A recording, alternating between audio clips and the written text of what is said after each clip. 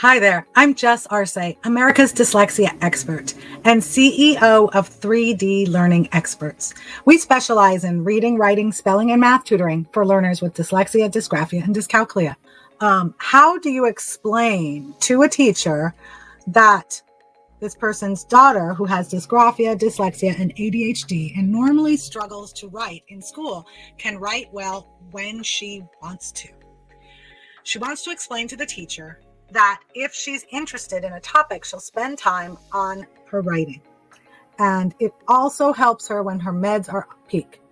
Okay, so mom pretty much hit the nail on the board. If it's a topic that interests someone with ADHD, they're much more apt to be focused and interested in that topic. When they're not interested, they're gone. So that's one thing that is a contributing factor to the ability to do better some days than others. Another situation is, like my dear friend Deidre shared, is that it's kind of like running a marathon. I love that analogy. So when you're training for the marathon, some days you're going to have better stamina, be able to have more energy, be able to get your time faster than other days while you're training. Then the day of the marathon, you're going to kick butt. At least that's your goal, right? And then the day after the marathon, you are wiped out. You want to do anything. And that can very much be the situation for a person with a neurodiversity. Is some days they're giving it their all and they're working really hard to produce better work. And other days they don't have the control over how their work's going to come out. And it depends on so many different factors. Like, how did they wake up that morning? How did they sleep the night before? How are they feeling that day? What's their mood? Did they have any issues in the morning getting ready for school? Was their food, breakfast, enjoyable, or was the morning routine miserable? Because that can affect how someone's going to behave throughout the day. Additionally, things like maybe they're stressed out. Maybe the topic that they need to write about is a challenge.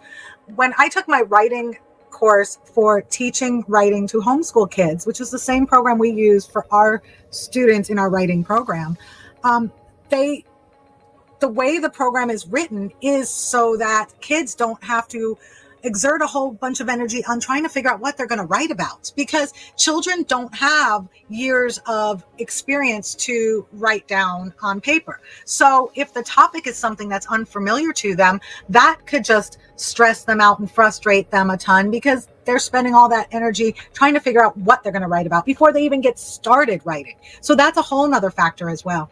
There's a joke that is often said in the industry, and that is, when a neurodiverse child wakes up and has a really good day, do not send them to school that day, because the teachers are going to expect them to work that same exact way all the time. And that is exactly what's happening with this person's teacher. Is she did really well writing on a topic that she enjoyed. So now the teacher, that's the new standard that the teacher has expected from her. So if you keep them home on the days that they're like totally on the ball and sharp, then the teacher's expectations are going to stay more realistic. I hope this video helps, and I wish you the best of luck, whoever is watching this and experiencing the same issues, because sometimes teachers don't understand our neurodiverse children, and it is up to us to be the advocates and explain over and over sometimes to the teacher that our child is not being lazy. They are putting forth their best effort, and to just cut them a little slack, because no one ever says, I'm going to wake up today and not try because I just don't feel like it.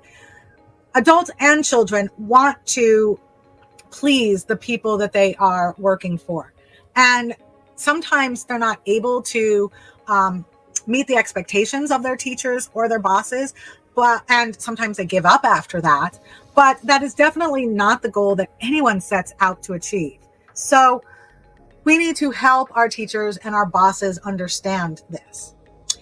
If this resonates with you, please subscribe to our YouTube channel so that you can learn more about dyslexia, dysgraphia, and dyscalculia. And if you want to learn about how our program can help your child or you, you can schedule a consultation call with me, and we can talk about your child's needs and how our program can benefit them.